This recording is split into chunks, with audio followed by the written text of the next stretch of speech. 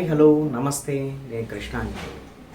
జనసేన అధినేత పవన్ కళ్యాణ్ జనసేన ఆవిర్భావ సభ విజయోత్సవం ఈ సభలో తన భవిష్యత్తు రాజకీయ ప్రస్థానం ఎలా ఉండబోతుంది, జనసేన పార్టీ దశ దిశ ఏంటి, ఏ విధంగా ముందుకెళ్ళబోతున్నారు అనేటువంటి అంశాల మీద జనసేన పార్టీకి సంబంధించినటువంటి విషయంలో ఒక క్లారిటీ ఇచ్చారు.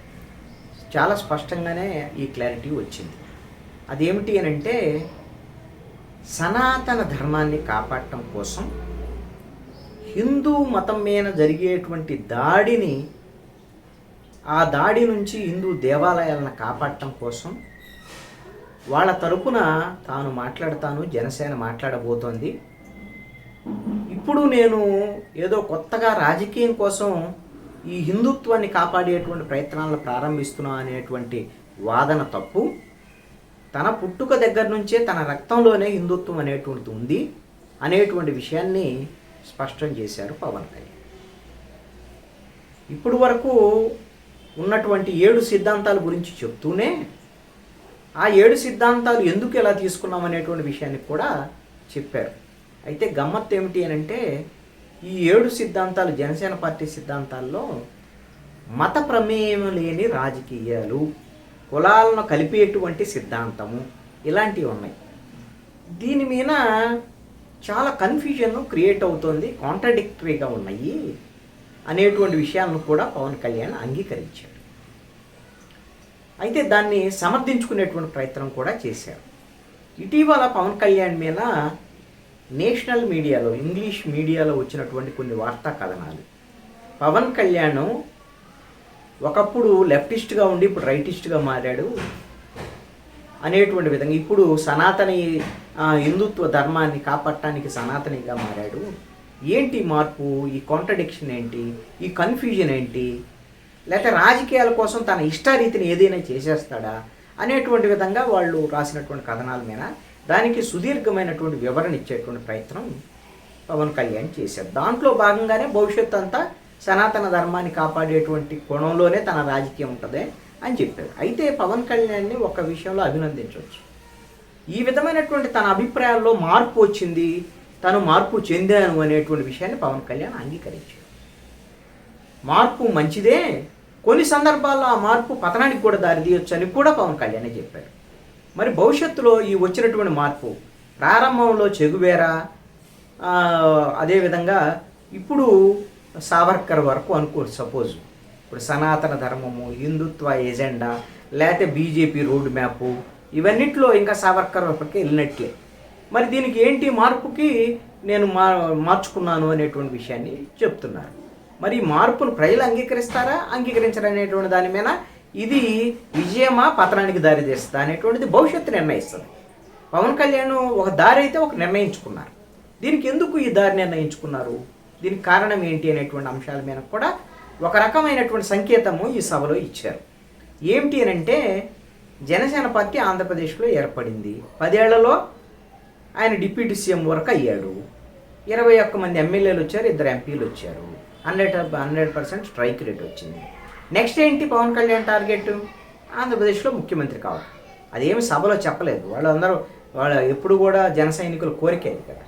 మరి ఇప్పుడు ఆంధ్రప్రదేశ్లో ముఖ్యమంత్రి కావాలి అని అంటే దక్షిణ భారతదేశంలో మిగతా రాష్ట్రాల్లో జనసేన పార్టీ సహకారం బీజేపీకి అవసరం. అదే విషయాన్ని ఈ సభలో చాలా స్పష్టంగా ఒక సంకేతం ఇచ్చాడు. మహారాష్ట్రకు సంబంధించి అంశాలు మాట్లాడాడు, హిందీలో మాట్లాడాడు, అదేవిధంగా తమిళనాడుకు సంబంధించినటువంటి అంశాలు మాట్లాడాడు, తమిళనాడు రాజకీయాలకు సంబంధించినటువంటి వ్యవహారం మాట్లాడాడు. అక్కడ బహుభాషా విధానం ఉండాలి, హిందీని వ్యతిరేకించడం తప్పు అనేటువంటి విధంగా అక్కడ డిఎంకే రాజకీయాలను తప్పుపట్టాడు, బీజేపీ రాజకీయాలని సమర్థించాడు, తమిళ భాషలో మాట్లాడాడు. అదేవిధంగా కర్ణాటకకు సంబంధించినటువంటి కన్నడ భాషలో మాట్లాడాడు. ఈ విధంగా మా జనసేన పార్టీ దక్షిణాది రాష్ట్రాల్లో విస్తరించబోతుందని చెప్పాడు. అదేవిధంగా తెలంగాణకు సంబంధించినటువంటి అనేకమైనటువంటి అంశాలను ప్రస్తావన చేశాడు.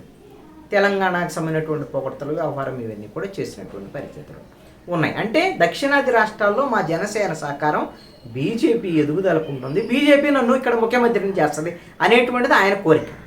బహుశా మరి ఆ విధమైనటువంటి ప్రణాళికతో ముందుకెళ్ళేటువంటి ప్రయత్నం చేస్తున్నారు. అయితే మరి ఈ విధంగా పవన్ కళ్యాణ్ చెగువేరా దగ్గర నుంచి సావర్కర్ వరకు, అంటే హిందుత్వ ఎజెండా వరకు ఎలా ప్రయాణం చేశారు అనేటువంటి దాని మీద ఒక స్పష్టంగా సమాధానం చెప్పేటువంటి ప్రయత్నం అయితే చేయలేదు, కానీ సాకులు అయితే మాత్రం పవన్ కళ్యాణ్ చెప్పాడు.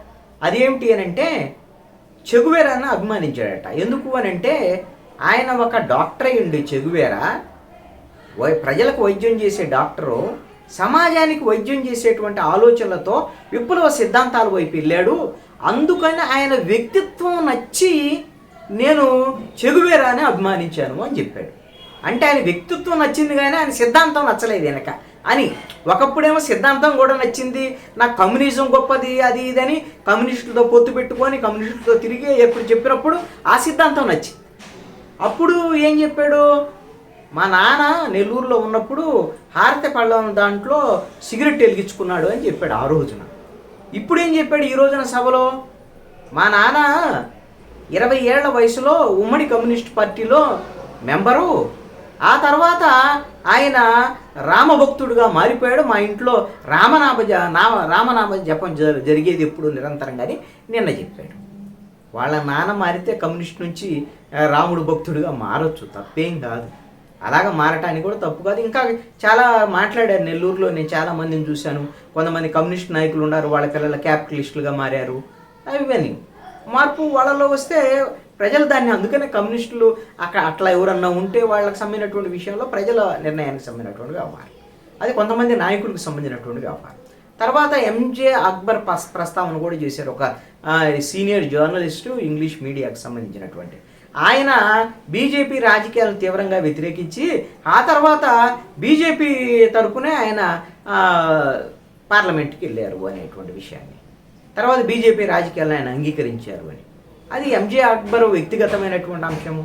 ఆ విధమైనటువంటి ఆ వ్యక్తిగతమైనటువంటి పదవుల కోసం దిగజారేటువంటి అంశం ఏదైనా ఉంటే మరి ఆ తరహాలో పదవుల కోసం వీటి కోసం మీరు కూడా దిగజారుతారా పవన్ కళ్యాణ్ అనేటువంటి చర్చ కూడా ఖచ్చితంగా వస్తుంది కదా. అయితే ఇక్కడ పవన్ కళ్యాణ్ నిస్సిగ్గుగా తన యొక్క వాదనని, తను గతంలో ఏం మాట్లాడాడో దానికి పూర్తిగా కాంట్రాడిక్టరీగా భిన్నమైనటువంటి అంశాలను మాట్లాడటానికి సంకోచించటం లేదు. ఇది పవన్ కళ్యాణ్ దగ్గర ఉన్నటువంటి ఒక ఉన్నతమైనటువంటి లక్ష్యంగా ఆయన భావిస్తున్నాడు. ఏంటంటే పాలిటిక్స్లో ఇలానే ఉండాలి అనేటువంటిది ఎవరన్నా నేర్పుండొచ్చేమో ఆయనకి. జనమందరూ కూడా తాత్కాలికమైనటువంటి ఆలోచనలతో ఉంటారు, జ్ఞాపక శక్తి కూడా వాళ్ళకి తక్కువ ఉంటుంది.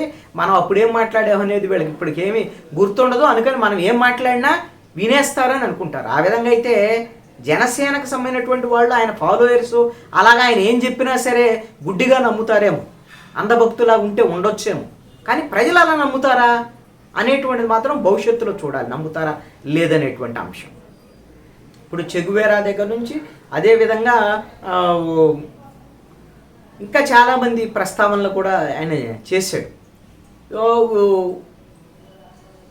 నారాయణ గురువు దగ్గర నుంచి, అదేవిధంగా నేను కాంట్రాడిక్టరీ ఆలోచనలతోనే ఉంటాను, అయితే వాళ్ళని నేను అభిమానిస్తాను వ్యక్తులుగా, అందుకని ఆ విషయాల మొత్తాన్ని, భిన్నమైనటువంటి అంశాల మొత్తాన్ని తీసుకొచ్చి ఇక్కడ మా రాజకీయ పార్టీల్లో నేను పెట్టడం జరిగింది.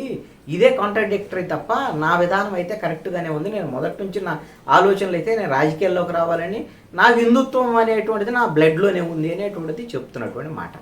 ఇప్పుడు ఆయన గతంలో దక్షిణ భారతదేశానికి అన్యాయం జరుగుతుంది, ఉత్తర భారతదేశం వల్ల అని మాట్లాడినటువంటి, గట్టిగా మాట్లాడినటువంటి మొట్టమొదటి నాయకుడు పవన్ కళ్యాణ్. ఇప్పుడు ఏం మాట్లాడుతున్నాడు, ఉత్తరాది వాళ్ళ వల్ల మనకేదో అన్యాయం జరుగుతుంది అనుకోవడం తప్పు, రెండు ప్రాంతాల మధ్య సామరస్యపూర్వకమైనటువంటి వాతావరణం ఉంది, ఒక దక్షిణాదికి అన్యాయం జరుగుతుంది, లేదా దక్షిణాదికి సంబంధించినటువంటి ప్రాంతీయ విభేదాలు ఉండేటువంటి విధంగా కుదరదు ఇలాగా అని ఇప్పుడు ఆ ఉత్తరాదికి సపోర్ట్ చేసేటువంటి విధంగా మాట్లాడుతున్నటువంటి మాటలు ఆయన. ఇవన్నీ కూడా పవన్ కళ్యాణ్ తన రాజకీయ అవసరాల కోసం మార్చుకున్నటువంటి రాజకీయ విధానంగా, భవిష్యత్తులో సనాతనిగా ఆయన పూర్తి స్థాయిలో రాజకీయాలు చేయబోతున్నాను అనేటువంటి విధంగా చాలా స్పష్టంగా చెప్పారు. అయితే ఇక్కడ కీలకమైనటువంటి అంశం ఏంటంటే, చాలా దూరం వెళ్ళాడు ఆయన. గతంలో గోద్రా అల్లర్లు, ఘటనలు, వ్యవహారం, గుజరాత్కు సంబంధించినటువంటి అప్పుడు హిందువుల మీద జరిగినటువంటి దాడులు మీకు కనపడవా, అది సెక్యులరిజం అంటే కేవలము ముస్లింల మీద దాడి జరిగినప్పుడైనా, లేకపోతే క్రిస్టియన్ల మీద దాడి జరిగినప్పుడైనా, హిందువుల మీద దాడి జరిగితే మాట్లాడకూడదా అని అంటే ఎవరు మాట్లాడొద్దని అంటారు? మీరు మాట్లాడొచ్చు కదా. ఆంధ్రప్రదేశ్కు సంబంధించినటువంటి వ్యవహారంలో మేము గతంలో రథం తగలబెట్టినప్పుడు, అదేవిధంగా రాముడు తల శిరచ్ఛేదనం చేసినప్పుడు నేను కేవలం స్టేట్మెంట్లే ఇచ్చాను, ఆ రోజున మాట్లాడలేదు, పోట్లాడలేదు. ఇప్పుడు అట్లాగా ఉంటే ఎక్కువ ఘటనలు జరుగుతున్నాయి కాబట్టి మాట్లాడాల్సినటువంటి అవసరం ఉంది అని. మరి ఇప్పుడు ఆంధ్రప్రదేశ్లో జరిగినటువంటి రథం తగలబెట్టినటువంటి ఘటన, రాముడు శిరచ్ఛేదనం, ఇలాంటి ఘటనలు 219 దేవాలయాల మీద దాడులు, ఇవన్నీ చెప్తున్నారు కదా. ఇప్పుడు మీ కూటమి ప్రభుత్వం ఉంది ఆంధ్రప్రదేశ్లో, కేంద్రంలో ఎన్డీఏ ప్రభుత్వం ఉంది. మరి అన్నింటి మీద మీరు విచారణ జరిపించండి, పునర్విచారణ జరిపించండి, నిందితులు ఎవరు తేల్చండి. మీకే అధికారం ఉంది కదా. మీరు ఇప్పుడు గట్టిగా మాట్లాడాలి, పోట్లాడాలి అని వాళ్ళని రెచ్చగొట్టేటువంటి ప్రయత్నం ఎందుకు చేస్తున్నారు? ప్రభుత్వ అధికారమే మీ దగ్గర ఉన్నప్పుడు అధికారం ద్వారా నిందితులను తేల్చొచ్చు కదా. ఇంకొక విషయం ఏం చెప్తున్నారు, అసదుద్దీన్ ఓవైసీ ఎంఐఎం పార్టీ నాయకుడు మాకు 15 నిమిషాల్లో ఒక గంటన్నర పోలీసులు అందరూ కళ్ళు మూసుకొని మేము అసలు భారతదేశంలో హిందువులు లేకుండా చేస్తాం, హిందువులు మేము ఏ విధంగా చేస్తాం అని మాట్లాడాడు. అప్పుడు ఎవరన్నా మాట్లాడారా? అసలు ఇలా మాట్లాడొచ్చని అందరూ తప్పు అన్నారు దాన్ని.